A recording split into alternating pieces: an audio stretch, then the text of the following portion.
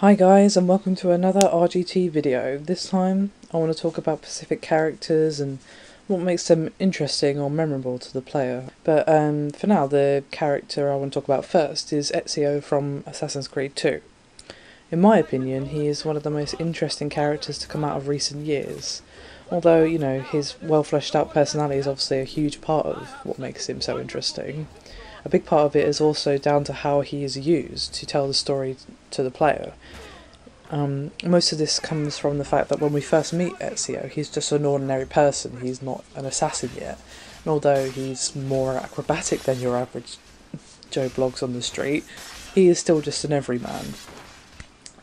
And this helps the player better connect with him and the world we're presented with, because the questions that the player would naturally ask about the setting and the characters and the story, Ezio will naturally ask as he progresses through and learns his trade.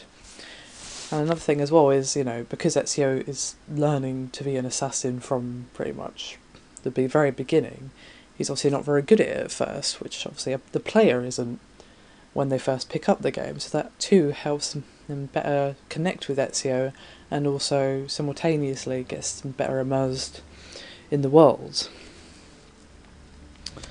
It obviously helps that Ezio is such a likeable and charismatic character, you know, but this is a really effective use of his character and the point in which you join him in the story. It's a great method of storytelling, and you know, it really helps with the immersion of the game. It enables the developers to tell the story of Ezio and the assassins and the greater overarching story in a way that's fairly unobtrusive. You know, obviously the Desmond segments are, as always, a bit unwelcome because no one really cares about him, but Ezio himself is a great tool for the developer to use because he is such an average guy at the start. You know, the player immediately feels more connected with him than they would when you meet him, he's a badass assassin who could do whatever he wants, you know? And although the story would still be good if Ezio wasn't as interesting, which we kind of saw in the first game with Altair, you know, the second game, in my opinion, is much better than the first one, and a big part of that is because Ezio is much more interesting by himself and also much better used to actually be a part of the story. The next character I want to talk about is James Sunderland from Silent Hill 2.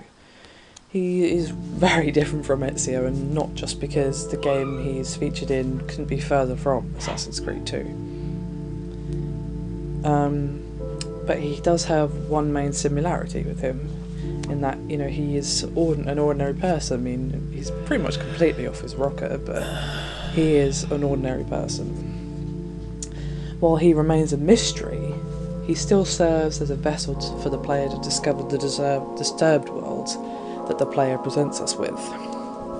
Again, James's reactions are pretty much the player's reactions, and although a few of his reactions are kind of skewed by his disturbed mind, it still works, and it kind of doubly works because it kind of makes us think about his character as well as the story and what's happening around him, and makes us wonder about his motivations and such.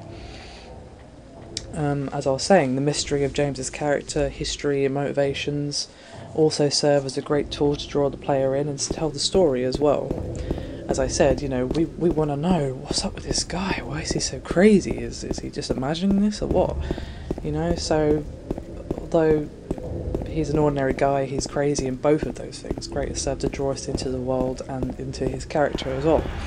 And now, the town of Silent Hill itself is obviously a massive part of what makes this game so engaging, but that by itself would not be enough, as we saw with Silent Hill Origins, which originally came out on PSP. The character for that game was completely uninteresting, in my opinion, and he had no motivation or reason or anything to continue travelling through Silent Hill and risking his life and all the rest of it, and that made the game completely just flat and uninspired, in my view. As a big Silent Hill fan, obviously I'm going to be overly critical, but that game just was... ugh. So, you know, obviously, without an interesting character, the town of Silent Hill is not enough. We need someone to connect with, to take us through the story. James, with his tragic, determined and excuse me, disturbed character, is an integral part of the immersion of Silent Hill 2. And he is definitely one of my personal favourites in game. Anyway, I think that's it for this episode. Thanks for watching, and if there's any characters you want me to cover in future episodes, you know, just let me know, and if there's any comments or anything you want to give, then please feel free. Thanks for watching. See you next time. Free.